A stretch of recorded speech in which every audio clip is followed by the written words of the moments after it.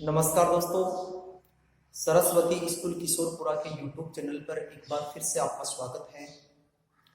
प्रिय विद्यार्थियों, कल जो वीडियो आपके पास भेजा गया था उसका पिछला वीडियो आपके पास नहीं पहुंचा, इसलिए कल वाले वीडियो को देखने से पहले इस वीडियो को पहले जरूर देखें।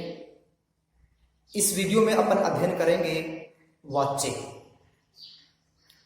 जिसको अंग्रेजी में कहते हैं वॉइस।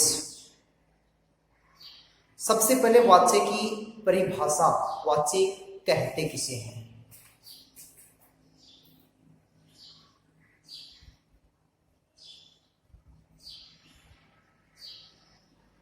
वाच्य की परिभाषा, वाच्य किसे कहते हैं।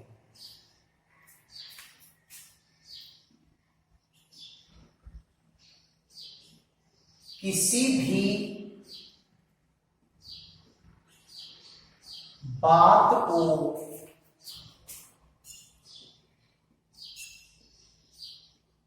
कहने का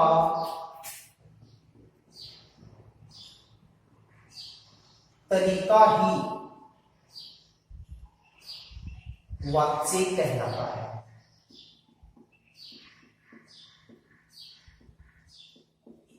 वाच्य की परिभाषा क्या होती है? किसी भी बात को कहने का तरीका ही वाच्य कहलाता है। कोई भी बात होती है उसको अपन दो तरीके से कह सकते हैं। जैसे मैं एक वाक्य लिखता हूं, वह पुस्तक पढ़ता है। इसको अपन यूं भी कह सकते हैं, उसके द्वारा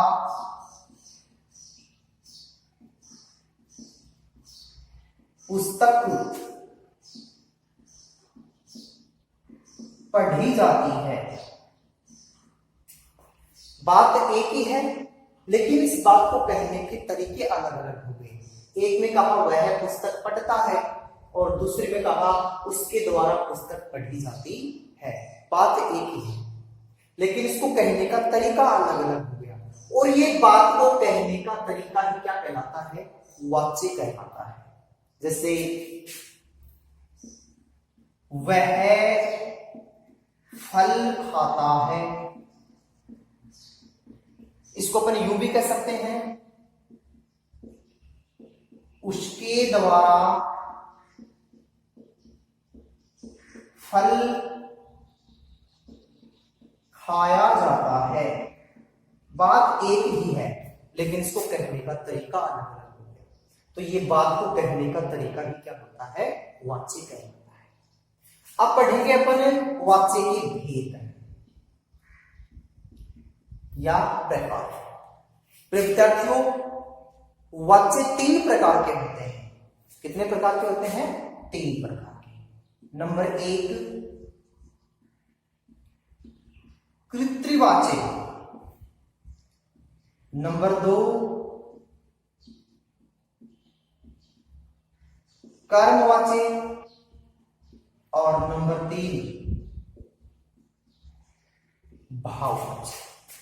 कृत्रिवाच्य, कर्मवाच्य और भाववाच्य, ये तीन प्रकार के वाच्य होते हैं, तीन वाच्य होते हैं। तो सबसे पहले अपन अध्ययन करेंगे कृत्रिवाच्य का।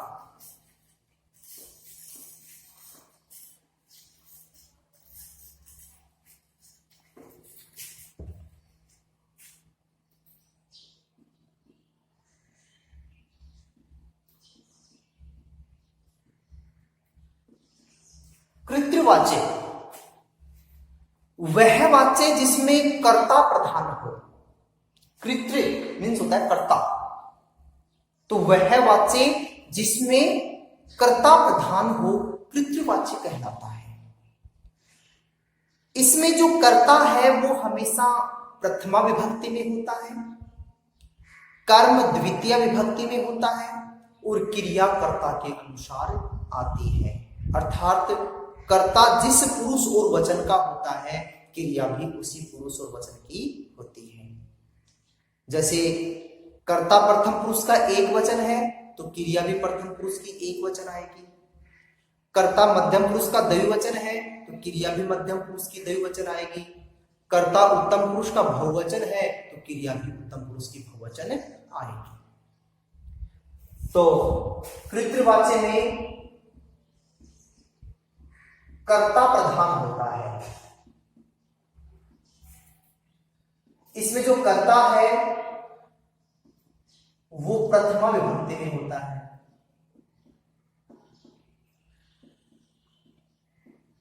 प्रथमा विभक्ति का एक वचन भी हो सकता है, द्विवचन भी हो सकता है और बहुवचन भी हो सकता है। इसका जो कर्म है वो द्वितीय विभक्ति में होता है।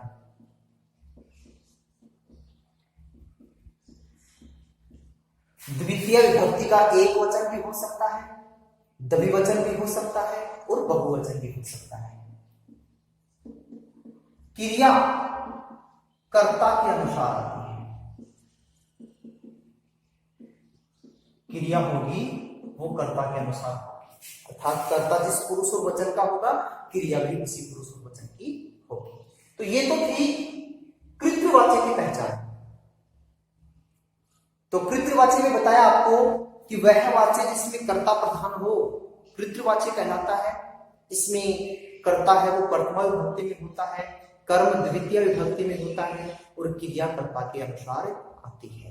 ये कृतवाच्य की पहचान होती है, कृतवाच्य के वाक्य की पहचान होती है। मतलब जिस भी वाक्य में कर्ता प्रथमा विभक्ति में होगा, कर्म द्वितीय विभक्ति में होगा, क्रिया कर्ता के अनुसार होगी, वह वाक्य कृतवाच्य का वाक्य होगा।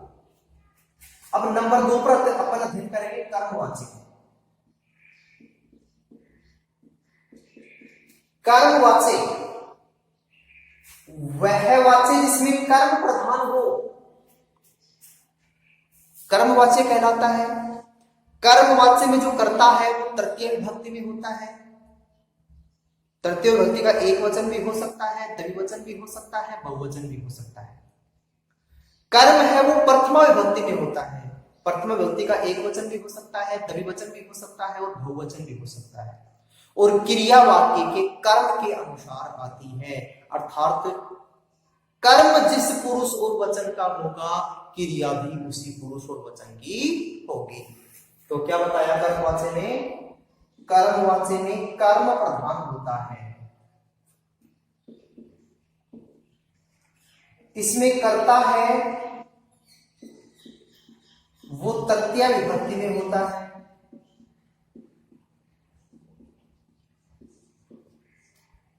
इसका कर्म है वो प्रथमा विभक्ति में होता है और क्रिया है वो कर्म के अनुसार आती है, अर्थात कर्म जिस पुरुष और वचन का होगा क्रिया भी उसी पुरुष और वचन की होगी। यदि कर्म है वो प्रथम पुरुष का एक वचन है तो क्रिया भी प्रथम पुरुष की एक वचन आएगी। कर्म मध्यम पुरुष का द्विवचन है तो क्रिया भी मध्यम पुरुष की द्विवचन आएगी। और कर्म है वो उत्तम पुरुष का बहुवचन है तो क्रिया भी उत्तम पुरुष की बहुवचन आएगी। तो इसमें क्या बताया कि कर्मवाच्य में कर्म प्रधान होता है, इसका कर्ता तृतीय विभक्ति में होता है, कर्म प्रथमा विभक्ति में होता है, क्रिया कर्म के अनुसार होती है। तो जिस वाक्य में कर्म प्रधान होगा, कर्ता तृतीय विभक्ति में होगा, कर्म प्रथमा विभक्ति में होगा और क्रिया कर्म के अनुसार आएगी, तो वह कौन से वाच्य का वाक्य हो जाएगा? कर्मवाच्य। तीसरा है भाववाच्य।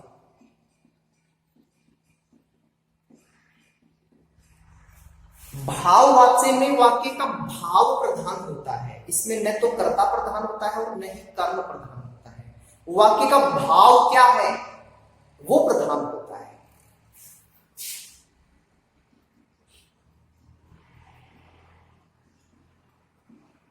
इसका जो कर्ता है वो भी तृतीय विभक्ति में होता है। तृतीय विभक्ति का एक वचन भी हो सकता है, द्विवचन भी हो सकता है और बहुवचन भी हो सकता है। तो इसमें कर्ता है वो भी तृतीय विभक्ति में होता है। कर्म इसमें होता नहीं है, भाववाच्य में कर्म नहीं होता है, और क्रिया वो वाक्य के भाव के अनुसार आती है। अर्थात अपन यूं भी कह सकते हैं कि इसमें क्रिया हमेशा प्रथम पुरुष की एक वचन आती है।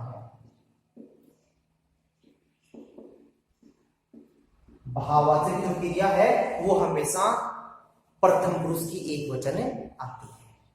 तो ये थे तीनों वाचक। मैंने शॉर्ट में आपको एकदम सरलतम तरीके से बता दिया कि कृतवाच्य की पहचान किस प्रकार करेंगे, कर्मवाच्य की पहचान किस प्रकार करेंगे, भाववाच्य की पहचान किस प्रकार करेंगे। क्योंकि विद्यार्थियों में आपको बता दूं, आपकी जो परीक्षा है कक्षा 10 में बोर्ड परीक्षा, उसमें आपसे वाच्य परिवर्तन करवाया जाता है। वाच्य परिवर्तन का प्रश्न आता है, उसमें 3 वाक्य आते हैं, उन तीनों वाक्यों का आपको वाच्य परिवर्तन करना होता है। और वाच्य परिवर्तन करने के लिए सबसे पहले आवश्यक है कि अपन दिए हुए वाक्य को पहचाने कि वह कौन से वाच्य का है, और उसको पहचानने के लिए मैंने तीनों वाच्यों की पहचान अलग अलग लिख दी है। जैसे कृतवाच्य में ध्यान देना, कर्ता है वो प्रथमा विभक्ति में होगा, कर्म है वो द्वितीय विभक्ति में होगा, और क्रिया वो कर्ता के अनुसार आएगी। कर्मवाच्य है उसमें कर्ता तृतीय विभक्ति में होगा, कर्म है वो प्रथमा विभक्ति में होगा, और क्रिया कर्म के अनुसार आएगी। इसकी एक पहचान और अपन कर सकते हैं कि इसकी जो क्रिया है कर्मवाच्य क्रिया वो आत्मनेपदी धातुओं के अनुसार आएगी। जैसे पठ्यते, पठ्यते, पठन्ते, पठ्यसे, पठ्यते, पठद्वे, पठे, पठावहे, पठावहे। भाववाच्य में करता है वो तृतीय विभक्ति में होता है, लेकिन इसकी एक पहचान है कि इसमें कर्म नहीं होता है, कर्म नहीं होता है, क्रिया है वो भाव के अनुसार, अर्थात हमेशा प्रथम पुरुष की एक वचन आती है। जैसे मैं आपको एक एक वाक्य तीनों वाक्य के लिए बताता हूं।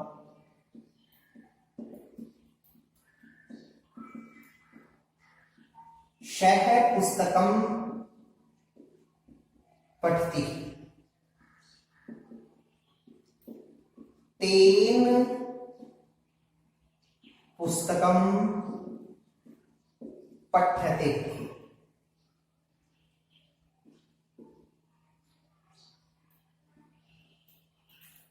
राम है खादति। ये 3 वाक्य हैं। इनमें अपन पहचान करेंगे कि कौन सा वाक्य कौन से वाच्य का है। पहला वाक्य देखिए, सह पुस्तकम पठति। सह वो तत्व शब्द का पुल्लिंग में प्रथमा विभक्ति एक वचन का रूप है। तो इस वाक्य में जो कर्ता हो गया वो प्रथमा विभक्ति का हो गया, प्रथमा विभक्ति का एक वचन। पुस्तकम है ये यहां पर द्वितीय विभक्ति का एक वचन है।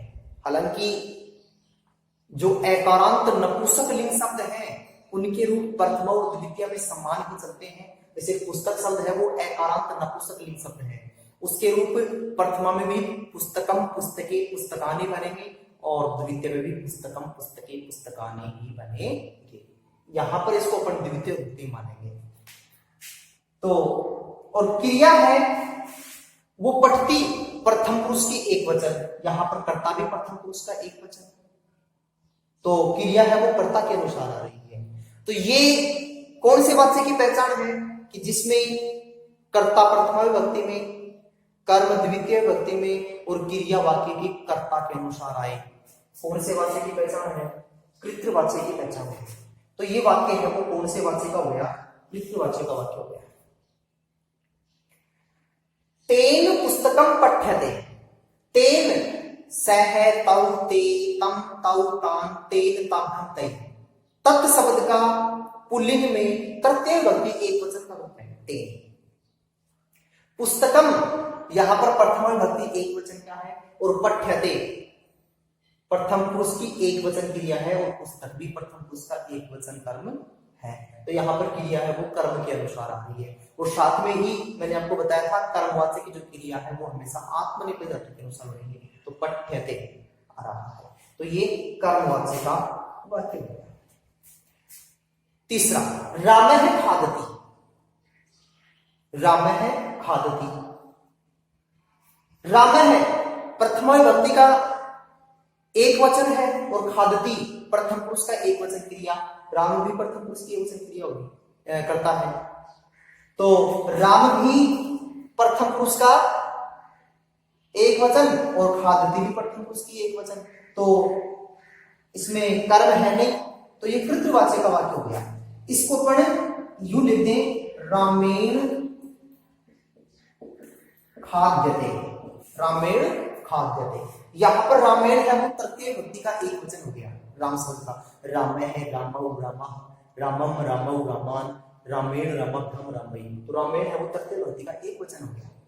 यहां पर खाद्यते है वो प्रथम पुरुष की एक वचन क्रिया है, तो कर्म इसमें है नहीं। तो जिस वाच्य में करता है वो तृतीय विभक्ति में होगा, और कर्म हमेशा प्रथम पुरुष की, कर्म हमेशा होगा ही नहीं, कर्म होगा ही नहीं और क्रिया हमेशा प्रथम पुरुष की एक वचन होगा। तो वह कौन से वाच्य का वाक्य होगा? भाववाच्य। तो इस प्रकार से वाच्य परिवर्तन के लिए अपने को सबसे पहले वाक्य की पहचान करनी होती है कि दिया हुआ वाक्य है वो कौन से वाच्य का है। अब अपन अध्ययन करेंगे वाच्य परिवर्तन। वाच्य को बदला किस प्रकार से जाता है। ये तो थी वाक्य की पहचान, वाच्य की परिभाषाएं आदि।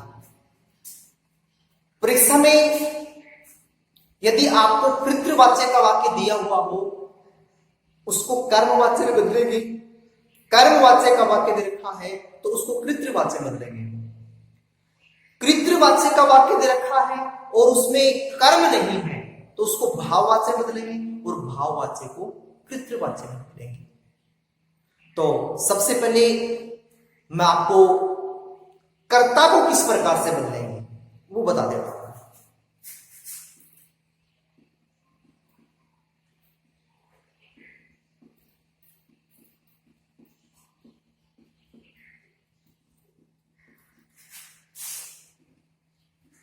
पीछे मैंने बताया कि जो कृतवाच्य है उसमें कर्ता प्रथमा विभक्ति में होगा, कर्म और भाववाच्य में कर्ता हो तृतीय विभक्ति में होगा।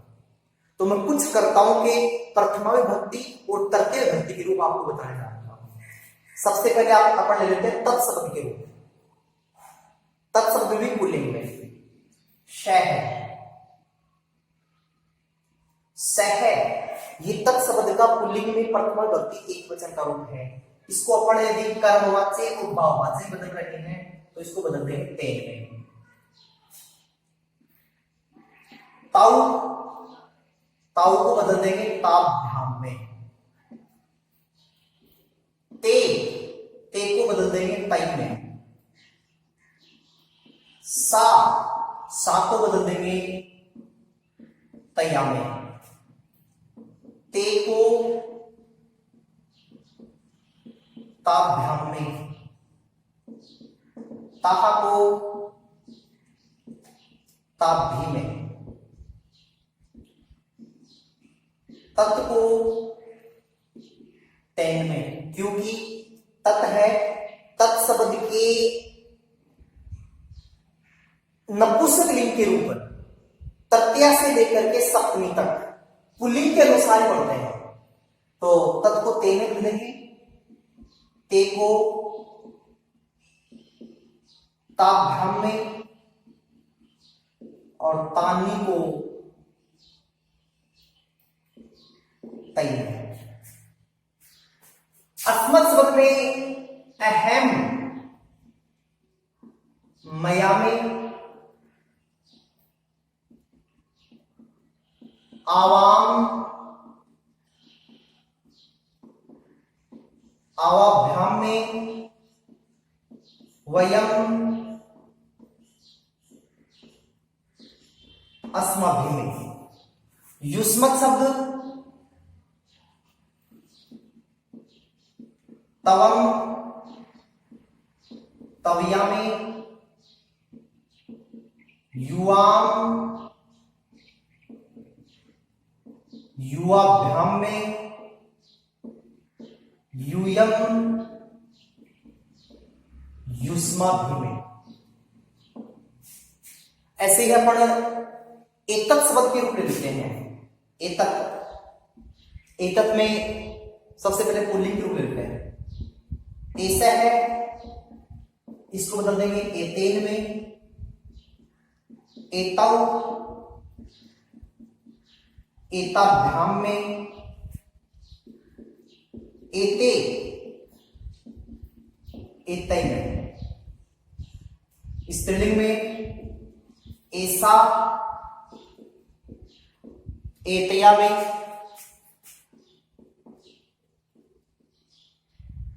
एते, एताभ्याम में, एताः, एताभि में। नपुंसकलिंग एतत्, वो एतेन में, एते, एताभ्याम में, एतानि,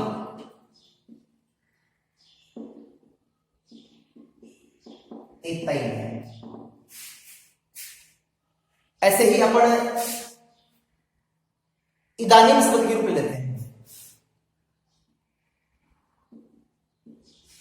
अयम, अनेन में,